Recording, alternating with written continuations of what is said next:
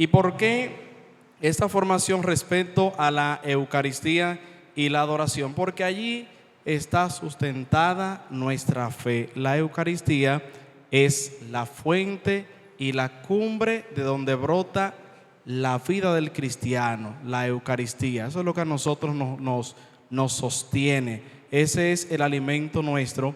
Y también porque yo vengo observando, no solamente en esta parroquia, sino casi a nivel general, de que la adoración como que se limita a un grupito y como que la adoración es para las viejitas de la iglesia, y el que es más joven como que bueno, eso no es para mí. Y me pasó entonces por la cabeza y me sugirieron pues este tema de la adoración. Y voy a comenzar diciendo algo o adelantándole lo que nosotros celebraremos mañana, que es la institución de la Eucaristía. Ya nosotros sabemos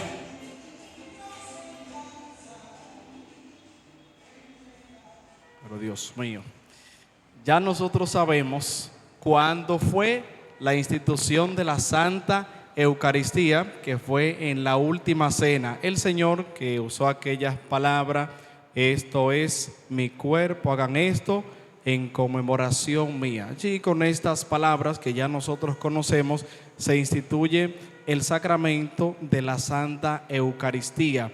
Y ya desde el principio, en las primeras comunidades, pues las personas comenzaron con la adoración, no con la adoración, sino más bien con la reserva. ¿Dónde se celebraba la Santa Eucaristía al principio? Se celebraba en las casas, no en una iglesia como nosotros conocemos, porque existían los templos, pero los templos de los judíos, y en las casas pues se reunían las primeras comunidades cristianas y allí compartían o estaba la fracción del pan. Eso aparece en algunas cartas de San Pablo y aparece en el libro de los Hechos de los Apóstoles, donde se reunían a la fracción del pan.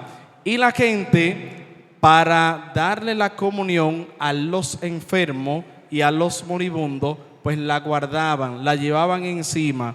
Y se desata, que nosotros conocemos, la persecución de los cristianos. ¿Qué hacían los cristianos? Pues ellos a las cuevas, a las catacumbas, ellos se llevaban el cuerpo de Cristo. ¿Dónde se lo llevaban? Tenían algo parecido, yo no sé si ustedes ven de ahí, pero tenemos este recipiente Pixidi y lo tomaban en el pecho, y ahí pues se iba guardando el cuerpo de Cristo. Ahí lo llevaban, no se reservaba en una iglesia. ¿Con qué finalidad? La que dije. Imagínense ustedes que hoy ya la misa terminó y sucede y acontece que alguien está a punto de morir y pide que le lleven la comunión. Imagínense, habría que celebrar otra misa, y para evitar eso, entonces ¿qué hacían? Guardaban la comunión, no la guardaban, no la reservaban en la iglesia, sino que la gente la llevaba consigo, además de que había persecución y se trasladaban de un lugar a otro lugar. Ya cuando fue bajando un poquito el tema de la persecución, comenzó a guardarse en las iglesias, en un lugar aparte en las iglesias, en una capilla que es un lugar de adoración, como tenemos aquí. Eso significa capilla, lugar pequeño de adoración. Ese término viene de un santo que se llama San Martín de Tours, que tenía una capa, vio a un mendigo que tenía frío, le dio de su capa para cubrirse del frío. La capa también resultó que por medio de ella se le concede un milagro a un enfermo, y la gente tomaron una parte, pedazo de esa capa, y la llevaron a un lugar pequeño, y muchas personas se reunían a orar allí, y la gente decía: vamos donde está la capilla, dígase el trocito de la capa de San Martín, y de ahí se da el nombre a esos lugares pequeños como capilla. Y el cuerpo de Cristo entonces comenzó a reservarse en un lugar aparte de la iglesia. Fíjense que nosotros lo tenemos allá. No todas las iglesias al principio tenían una capilla. Los que han ido a San Lorenzo, que creo que son todos, fíjense que es una iglesia antiquísima y no tiene la capilla del Santísimo. Tiene el sagrario como estaba aquí antes. Yo no sé quiénes recuerdan y son de ese tiempo que estaba aquí, y que esta capilla se construyó después. Acá ahí se reservaba la comunión para los enfermos y luego se fue agrandando pues un poquito. Cuando se instituye la Eucaristía, que se comienza pues a celebrar, van naciendo también las herejías. ¿Qué son las herejías? Hereje significa error, el que está en el error. Y mucha gente comenzaron a decir, ¿y cómo es posible que esté allí presente en ese trozo de pan Jesús? Y comenzaron a decir que sí, otros que no, y se comenzó entonces a escribir sobre la Eucaristía. Y cuando se comenzó a escribir y que la gente estaba conociendo y viendo el valor, pues ya lo que uno conoce, uno lo valora. Lo que uno no conoce, uno no le da ningún valor. Por eso en el Evangelio aparece de que no se le puede echar la perla a los cerdos. ¿Por qué? Porque los cerdos no saben lo que es la perla, la van a pisotear, la van a enterrar con las patas. Entonces comenzó a hablar de la Eucaristía y ya la gente iba y se acercaba. No le mencioné aquí, o no le mostré esta forma que no está consagrada. Le decimos forma a esta oblea que es de harina. Entonces como que no entraba en la cabeza que Jesucristo se quedara aquí en este trozo de harina. Y de ahí comenzó a escribirse. Este es un gran misterio, la Eucaristía. Y cuando se da vamos a decir, el trance o el proceso que se le llama transustanciación. Eso ya ustedes lo conocen, lo que es la transustanciación, que es lo que es harina, deja de ser harina y pasa a ser el cuerpo de Cristo. Oigan bien, no simboliza, que hay gente que dice, bueno, eso es el símbolo del cuerpo de Cristo. No, es la presencia real que está en el cuerpo y que está en la sangre. O sea, cuando usted comulga solamente con el cuerpo y dice, pero el Padre no me dio de la sangre, entonces estoy incompleto. No, porque está presente en los dos. A veces uno dice, bueno, entonces es incompleto. No, entonces aquí está la presencia real de Jesucristo. Y eso es el gran misterio. Ustedes saben que los misterios no se explican. Usted se pone a explicar algo, es un misterio, y usted la cuenta, lógicamente no le da, porque es algo de fe. Por eso en la misa nosotros decimos, este es el sacramento de nuestra fe. Porque dice, y ahí en eso que tiene el Padre, pues entonces Cristo se hace presente. Ahí mismo, pronunciando el sacerdote las palabras consagratorias, que ya ustedes conocen, que a veces la van diciendo conmigo, que no le corresponde, pero las van mencionando.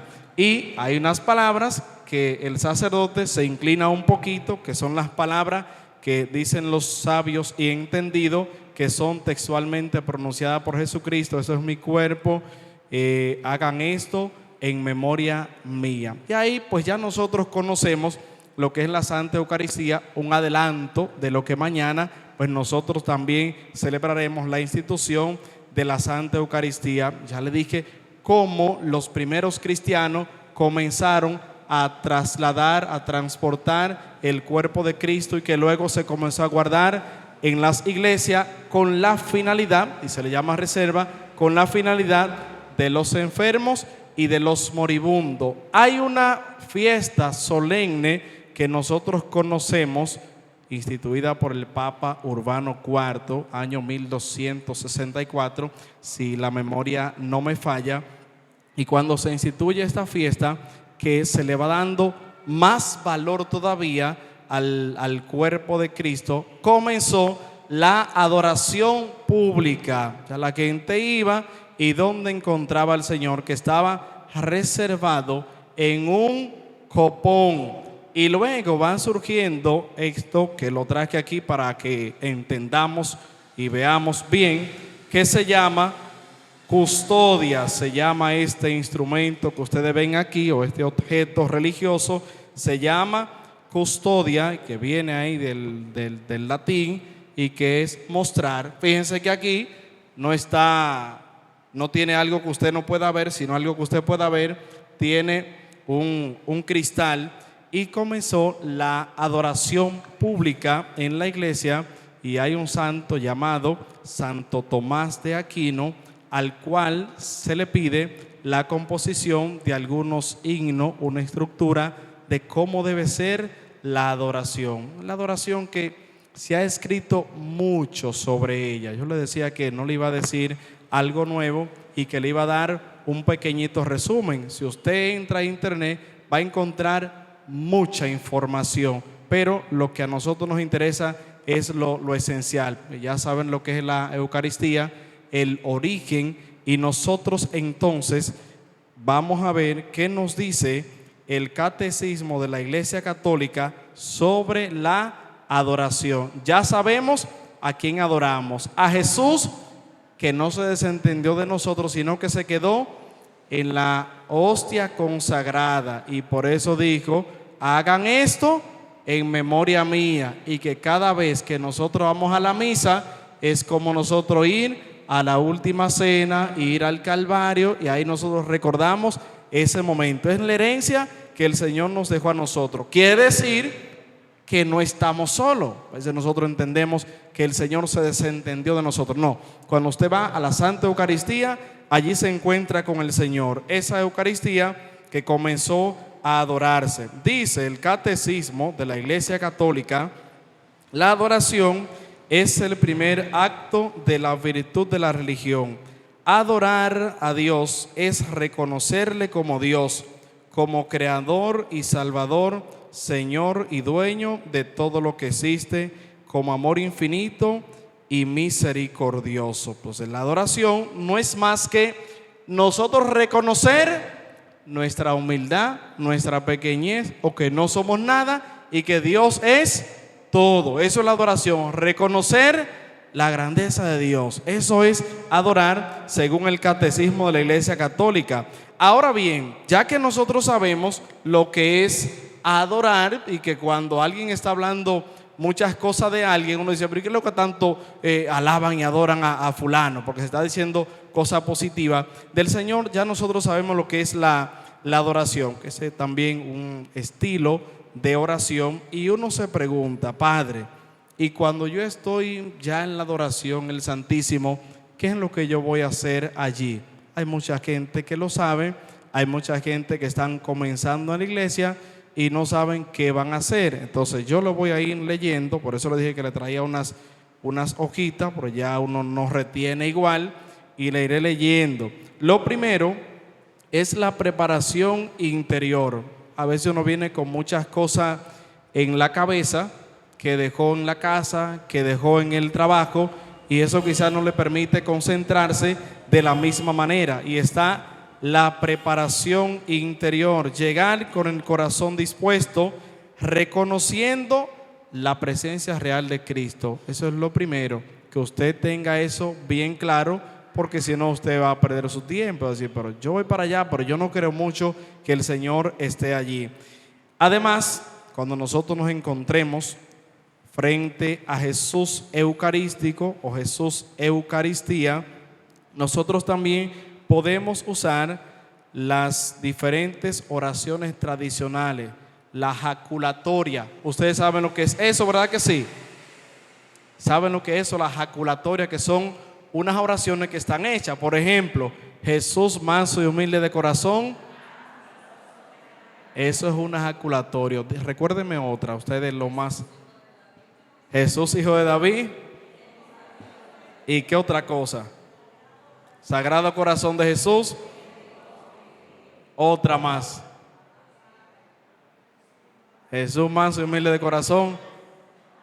También. Esas son lo que se llaman jaculatorias, unas oraciones que ya están hechas, y oraciones también, otras que salen de nosotros.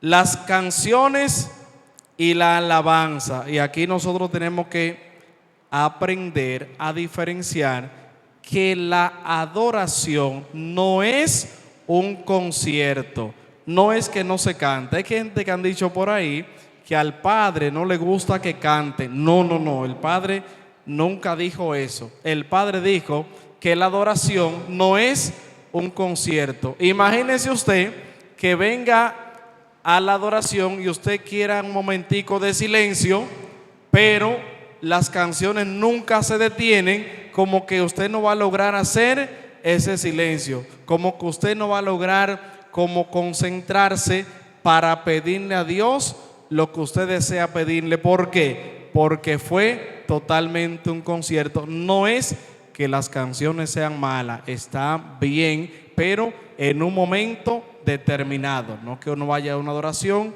y vamos a vaciarle el libro completo al Señor, vamos a cambiárselo, no, en diferentes momentos. Y la alabanza, que ya nosotros sabemos lo que es también, a veces hay lugares que en la adoración, pues es lo mismo el grupo de oración, que cuando nosotros vamos a la adoración, y la alabanza es en un momento determinado, igual. No es que pasemos tampoco la adoración completa sumergido en la alabanza, pero sí apartar ese momento.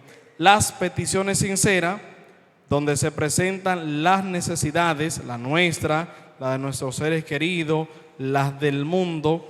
Fíjense que uno a veces dice, yo no sé adorar porque es que yo no encuentro palabras bonitas. Y no es ir con palabras bonitas.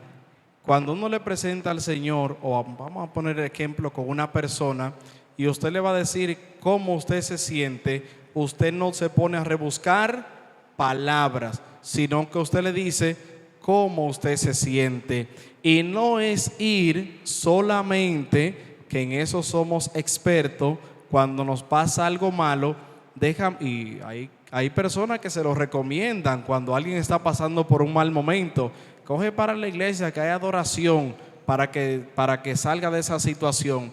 En los momentos bien, felices, de bondad, no siempre le recomendamos al otro, vete para la iglesia a dar gracias a Dios. O sea, la adoración es eso también, aparte de presentarle las necesidades que nosotros tenemos, también hay que volver a darle gracias a Dios por los frutos, por los beneficios que yo he recibido, y también allí presentarle al Señor mi humilde corazón, mis pecados, presentarle al Señor mis perezas, mis miedos. Es presentarle todo, es estar allí como cuando estamos con el amigo. Y el amigo, siempre pongo este ejemplo porque todos tenemos un amigo, y con ese amigo nosotros nos desahogamos, y cuando nos pasa algo malo se lo decimos, y cuando nos pasa algo bueno también se lo decimos. Y a veces tenemos el deseo no ni siquiera de hablar, sino de que esté ahí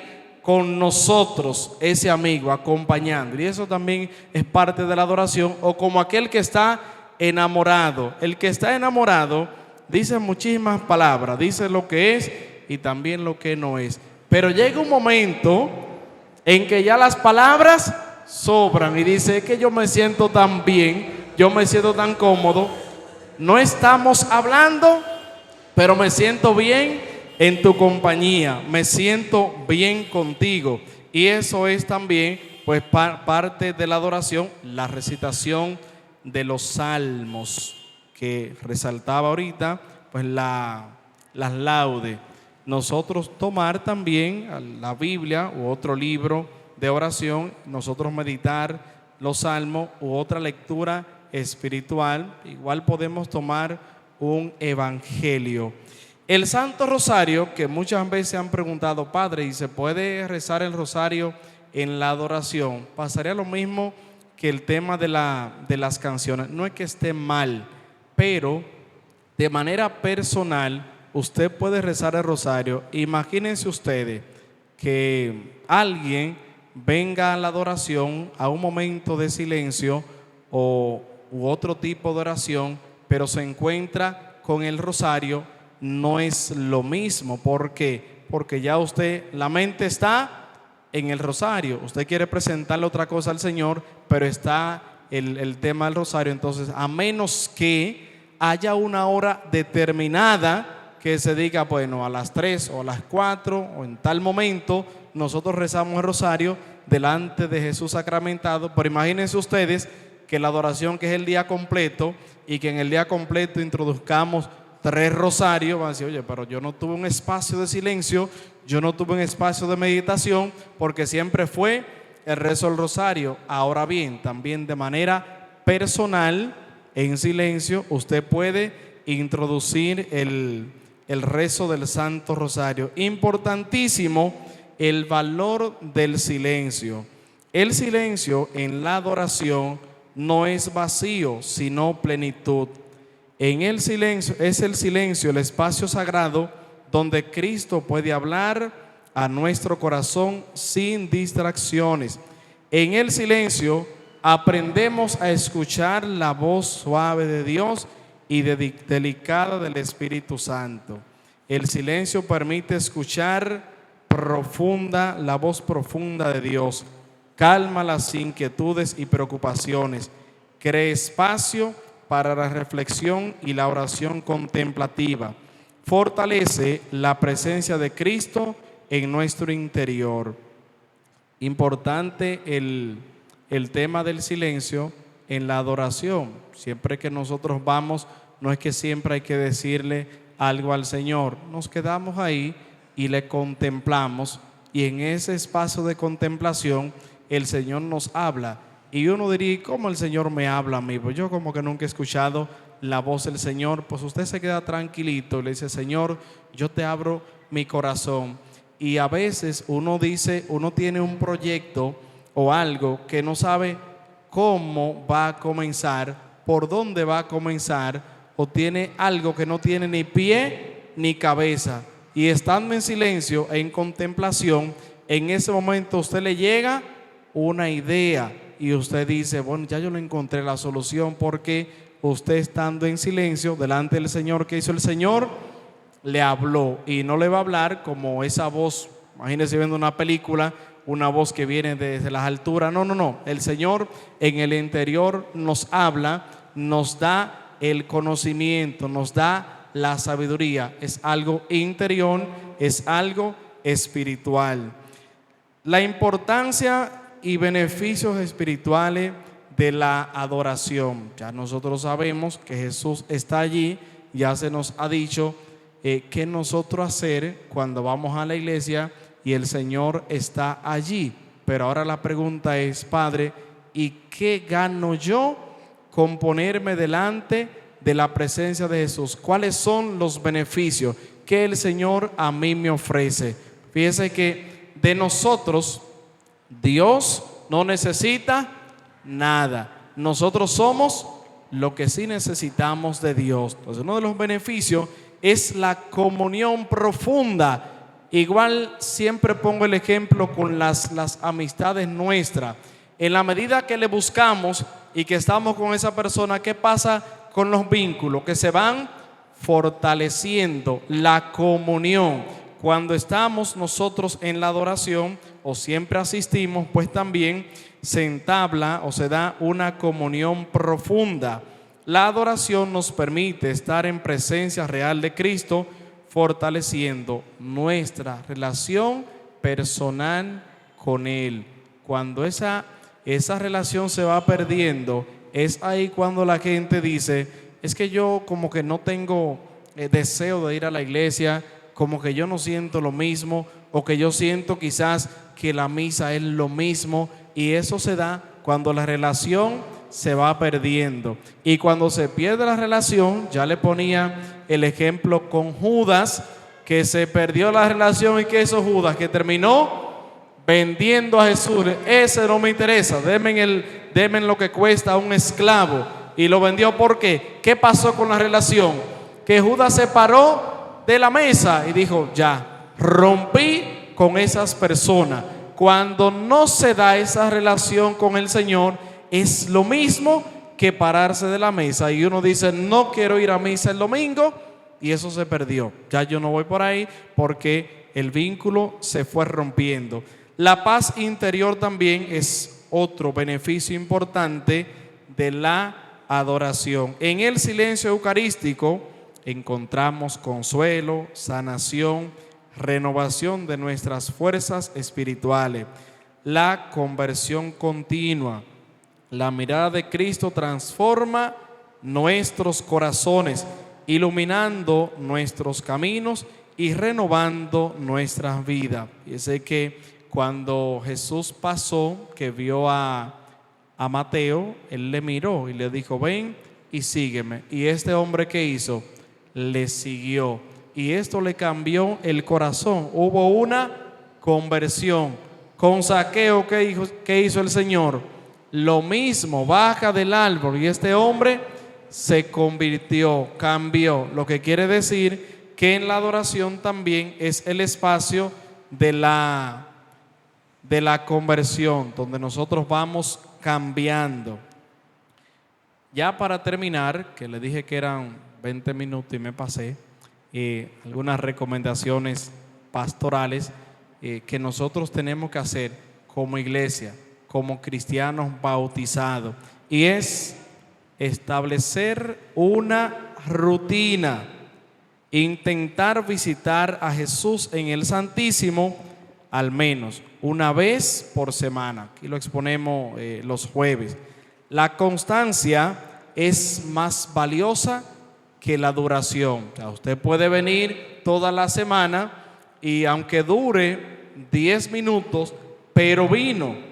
Eso es lo importante, establecer esa rutina. No sirve de nada que usted venga una vez en el mes y diga: yo fui una vez en el mes y duré 1 hora en el Santísimo. No, ¿qué es lo que se pide? La constancia, que vaya toda la semana y le dedique por lo menos, no es que se limite a eso, 10 minutos al Señor. Es mejor la constancia más que la duración. Preparar el corazón, como ya le dije al principio, antes de la adoración, dedicar unos momentos para prepararte. Rezar oraciones breves, examinar la conciencia o leer algún versículo que te ayude a centrar tu mente. Dije que a veces nosotros venimos a la adoración y venimos con la mente en otras cosas, y es importante algo que nos acompañe, como por ejemplo el rosario, la Biblia, algún libro. No hay un libro oficial para la adoración. A veces me preguntan: ¿y qué yo puedo utilizar para la adoración? Hay muchos libros, hay personas que han escrito mucho. Hay uno que es el más común, que es 15 minutos en compañía de Jesús sacramentado. Ese le conocemos. Y muchos santos, muchas personas también defendiendo la Eucaristía, escribieron sobre ella. Participar en la adoración comunitaria. Eso es importante porque a veces nosotros tenemos el pensamiento protestante, o de aquel que no va a la iglesia y dice: no, porque yo tengo a Dios en mi casa. No, porque yo no tengo necesariamente que ir a la iglesia para la adoración. Y quieren vivir una fe aislada. Y la fe no se vive de esa manera. La fe también se vive o se celebra en comunidad. Y hay que participar de las adoraciones comunitarias. Y en la comunidad, pues cuando se une la iglesia por una intención, el Señor ve que hay una comunidad de fe que está allí reunida. Ser paciente contigo mismo. No te preocupes si en ocasiones te cuesta concentrarte. La mera presencia ante Cristo tiene valor infinito, independientemente de tus sentimientos o distracciones. Entonces nosotros tener esa paciencia con nosotros y confiar en la gracia. Recuerden que no es nuestro esfuerzo el que hace valiosa la adoración, sino la presencia real de Cristo. Confía en que Él te bendice y transforma durante este tiempo juntos. La adoración eucarística no es simplemente una devoción más entre muchas, sino el encuentro con aquel que nos creó, nos redimió y nos santifica. Cada momento pasado ante el Santísimo Sacramento es un tesoro inestimable, una semilla de eternidad plantada en nuestro corazón. Invita a Cristo a que a que te encuentre y permite que su amor transforme tu vida desde lo más profundo. Y eso es el tema de la adoración. Olvidé decirle aquí en la custodia que con el tiempo se le fue dando forma diferente y que la última forma fue forma de un sol. Ya le decía el por qué, por un texto bíblico que dice que Jesús es el sol que nace de lo alto. Y por eso aquí en la custodia tiene esa forma de un sol. Ya nosotros sabemos entonces que el Señor está allí presente, que los jueves tenemos adoración, que cuando usted venga no haga algo automático de seguir para la capilla donde está el sagrario, que ustedes han visto esto, que hay personas que ya de manera automática, aunque la custodia está aquí o el Santísimo expuesto, siguen para allá. No es que sea un pecado. Si usted ve a alguien, eso distrae mucho cuando comenzamos a pitarle, a llamarle, ya déjelo que se vaya, porque ya se fue. Pero se lo digo a ustedes para que alguien pues no lo haga, porque vuelvo y repito, no es que esa persona está en ningún pecado, sino que estamos en la adoración comunitaria y que el Señor está aquí y que no hay que ir para allá, que está también el mismo Señor. Mañana, y con esto termino, tenemos la adoración a Jesús en el monumento. Ustedes saben lo que es un monumento, ¿verdad que sí? Entonces, mañana en la iglesia se prepara un monumento.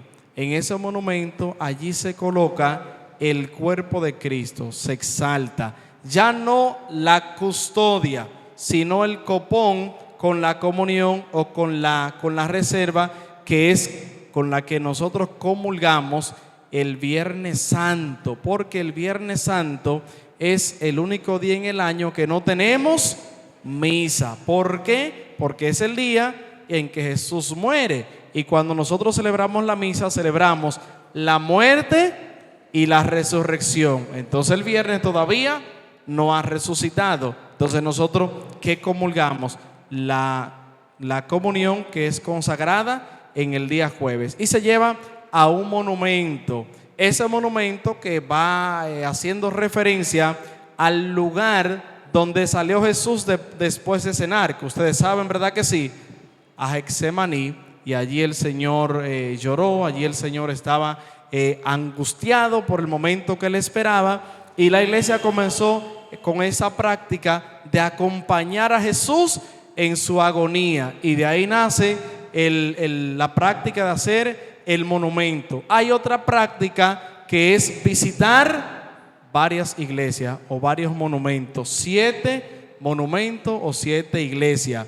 Eso, ¿por qué 7? Porque ese 7 hace referencia no al número de la plenitud, sino a las veces que Jesús iba y venía de diferentes lugares cuando comenzó el proceso de la pasión, y que yo se lo voy a leer para que sepamos el por qué visitar.